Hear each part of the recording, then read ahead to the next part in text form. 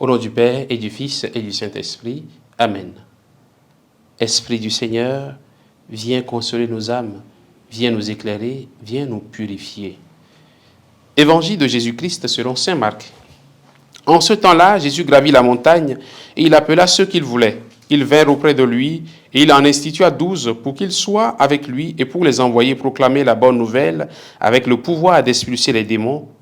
Donc il établit les 12. Pierre, c'est le nom qu'il donna à Simon, Jacques, fils de Zébédée, et Jean, le frère de Jacques. Il leur donna le nom de Boanerges, c'est-à-dire fils du tonnerre. André, Philippe, Barthélemy, Matthieu, Thomas, Jacques, fils d'Alphée, Thaddée, Simon le Zélote, et Judas Iscariote, celui-là même qui le livra. Acclamons la parole de Dieu. Louange à toi, Seigneur Jésus. Bien-aimés de Dieu, frères et sœurs, en Christ, nous sommes aujourd'hui le vendredi 24 janvier.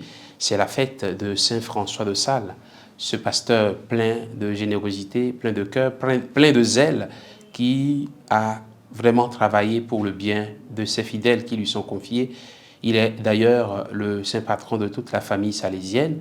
Il est également le patron des journalistes. Donc bonne fête aux Salésiens, bonne fête à toute la famille salésienne et bonne fête également aux journalistes et aux écrivains. Dans l'évangile d'aujourd'hui, Jésus gravit la montagne. La montagne, c'est le lieu de la présence de Dieu. C'est sur la montagne que Dieu donne sa loi à Moïse. C'est sur la montagne que Jésus va se manifester plus tard à ses 3 disciples. Dans l'évangile de ce jour, Jésus appelle à lui les disciples qu'il voulait. Chacun est nommément cité. Ils sont au nombre de 12 au total. Remarquons que beaucoup de personnes suivaient Jésus. Mais il choisit parmi tout ce monde-là ceux qu'il voulait lui-même. Il définit ce nombre de 12. C'est lui le maître de la moisson qui choisit qui il veut, de la façon qu'il veut. Chacun de nous est appelé par lui, frères et sœurs. Il connaît chacun et appelle chacun par son nom.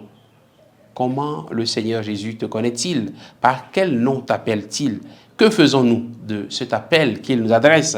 Nous pouvons remarquer, frères et sœurs, que parmi les 12, Jésus a donné des noms spéciaux, ou en tout cas celui qui écrit permet de comprendre que 3 parmi ses disciples, ces 12, ont des noms spéciaux. D'abord Pierre, Simon, qu'il appelle Pierre, et Jean et Jacques, que Jésus va appeler les fils du tonnerre, Boanerges.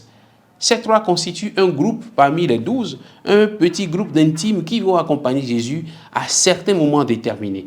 Jésus institua donc tous les 12 pour être avec lui et pour les envoyer proclamer la bonne nouvelle. C'est important de savoir qu'il faut être institué comme messager avant de porter la bonne nouvelle au nom de Jésus vers d'autres. Tous les fidèles sont investis de cette mission partout où ils sont. Mais le groupe des 12, chargé de conduire les autres, est institué par Jésus lui-même.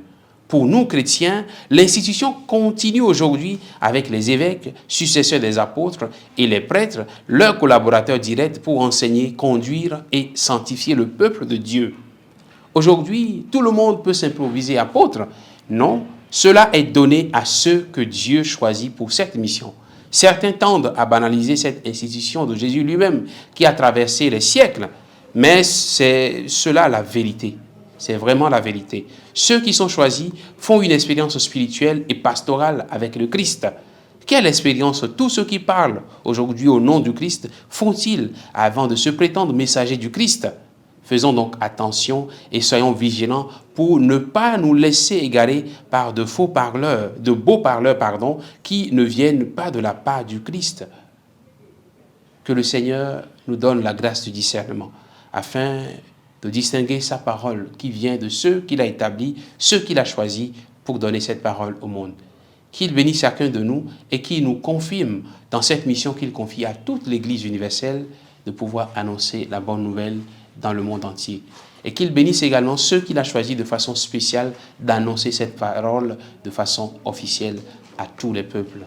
Que le Seigneur nous bénisse et nous garde dans sa paix. Au nom du Père et du Fils et du Saint-Esprit. Amen.